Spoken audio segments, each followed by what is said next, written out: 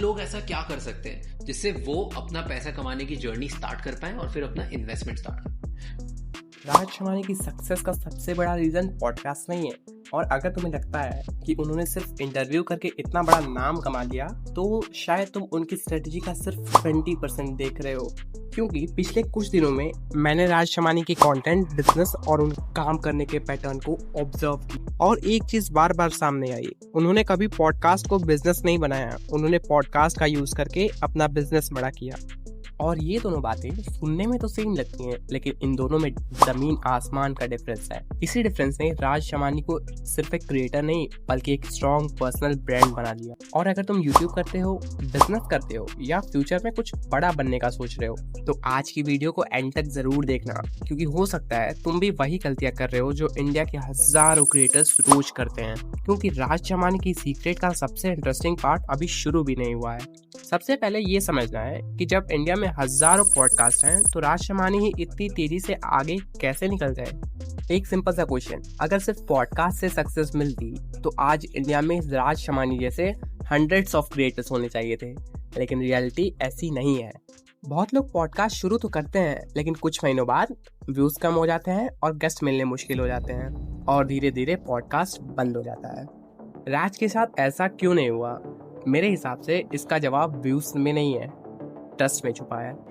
सोचो, हर हफ्ते नए फाउंडर्स, सीईओस, इन्वेस्टर्स, क्रिएटर्स एक ही टेबल पर बैठकर खुलकर बात करते हैं। ये सिर्फ कंटेंट नहीं होता, ये ट्रस्ट बिल्ड करता है। और ट्रस्ट इंटरनेट पर सबसे वैल्यूएबल करेंसी है। व्यूज आज है, कल कम भी हो सकते हैं, लेकिन ट्रस्ट सालों तक काम करता है। लेकिन ट्रस्ट से भी करोड़ों नहीं बनते। अब सवाल ये है, ट्रस्ट को बिजनेस में कैसे बदला जाता है? यहीं से मुझे राज शमानी का मॉडल इंटरेस्टिंग लगता है। पॉडकास्ट का मतलब सिर्फ इंटरव्यू नहीं है। हर कन्वर्सेशन एक नया कनेक्शन होता है और हर कनेक्शन एक नया अपॉर्चुनिटी बन सकता है। हो सकता है future collaborations, brand deals, business partnership या सिर्फ एक वैल्यूएबल रिलेशनशिप। और ये चीज सिर्फ राज नहीं करते, दुनिया के बहुत बड़े क्रिएटर्स भी इसी अप्रोच पर काम करते हैं। वो पहले ऑडियंस बनाते हैं, उसके बाद ट्रस्ट, और ट्रस्ट के बाद अपॉर्चुनिटीज अपने आप शुरू हो जाती है। इसी वजह से कुछ क्रिएटर्स सिर्फ यूट्यूब क्रिएटर्स नहीं रहते, वो धीरे धीरे एंटरप्रेन्योर बन जाते हैं। लेकिन पिक्चर का सबसे इम्पोर्टेंट पार्ट अभी भी बाकी है, और शायद इसी वजह से उनका बिजनेस इतनी तेजी से ग्रो हुआ।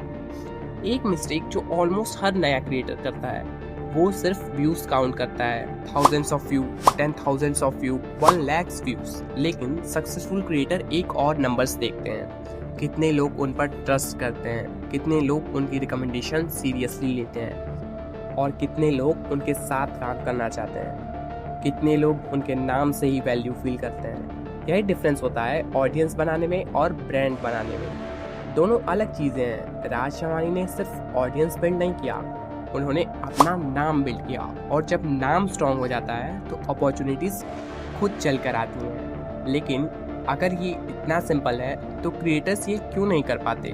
क्योंकि सब लोग प्रोसेस देखते हैं, सिस्टम नहीं। कैमरा देखते हैं, स्टूडियो देखते हैं, एडिटिंग देखते हैं, लेकिन उनके पीछे जो सालों की कंसिस्टेंसी है उसको लोग इग्नोर कर देते हैं। और एक और इंटरेस्टिंग बात, जब भी राज किसी फाउंडर से बात करते हैं वो सिर्फ क्वेश्चन नहीं पूछते, वो ऑडियंस को वैल्यू देने की कोशिश करते हैं। इसी वजह से लोग बार बार वापस आते हैं, और जब ऑडियंस बार बार वापस आती है तब ब्रांड नेचुरली स्ट्रॉन्ग होता चला जाता है। ये ओवरनाइट नहीं होता, ये धीरे धीरे कंपाउंड होता है।